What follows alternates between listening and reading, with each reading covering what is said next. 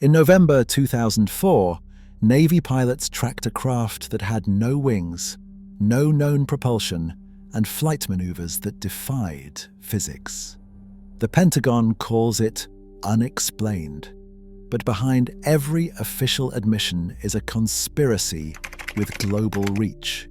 Over 12,000 government cases, hundreds left unresolved, and questions no authority can answer. Are all these alien encounters just mistakes, or is something being hidden? The next few minutes may upend everything you think you know. An F/A-18 pilot locked eyes on a white oblong object hovering above the Pacific. No wings, no exhaust, just a smooth shell darting in and out of radar range. The craft dropped from 80,000 feet to sea level in seconds, then vanished. Cockpit audio crackled with disbelief as infrared cameras tracked the target. No heat signature, no visible propulsion, yet maneuvers that would crush any human pilot. Navy radar operators logged the event, and the Pentagon later confirmed these videos were real.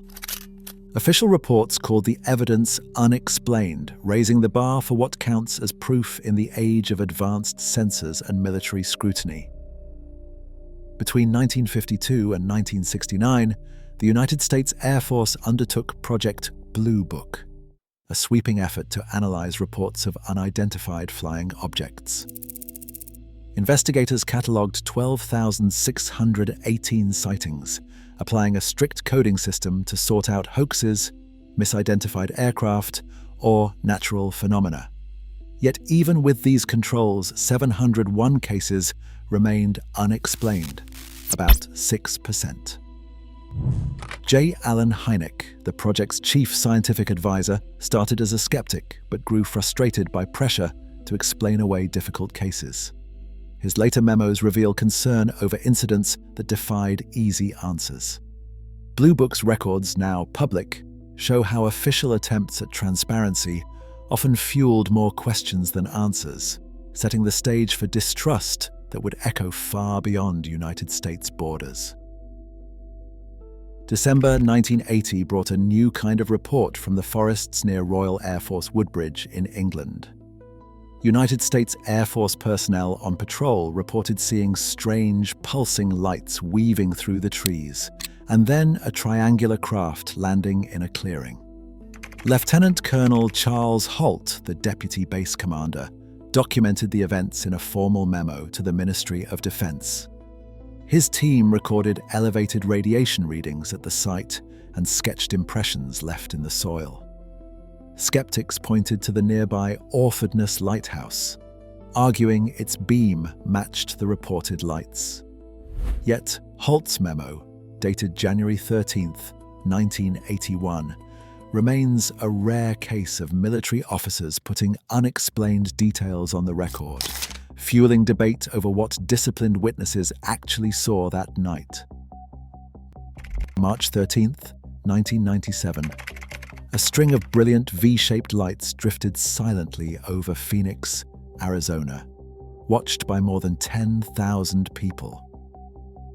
Home videos captured the formation gliding low across the city, pausing traffic and filling emergency lines with calls. Eyewitnesses described a craft so wide it seemed to blot out the stars. Local media scrambled for answers as speculation ran wild.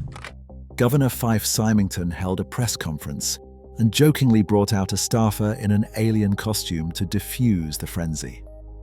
Years later, Symington reversed course, admitting he had seen the lights himself and calling them otherworldly.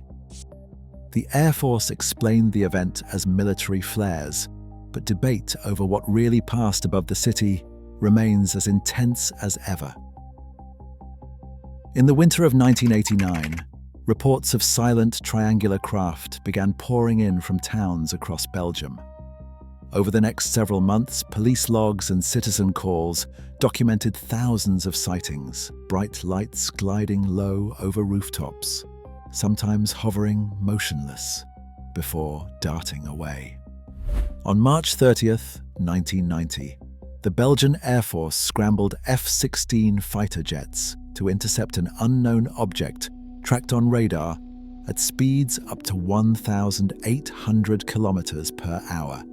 Pilots chased blips that jumped and vanished, but they never made visual contact. Colonel Wilfried de Brouwer led the official investigation, working with the civilian group SOBEPS to review radar tapes and witness statements. Their findings ruled out stealth aircraft and weather phenomena, but they stopped short of any extraterrestrial explanation. The Belgian Ministry of Defense ultimately declared no threat, yet the wave's sheer volume and multi-sensor data left the official record open, proof that even rigorous scrutiny sometimes ends in uncertainty. A January afternoon in Varginha, Brazil, 3 young women ran home in terror, convinced they had seen a creature with oily skin and red eyes crouched by a wall. Local firefighters and police soon found themselves at the center of rumors. Some claimed the military had captured beings.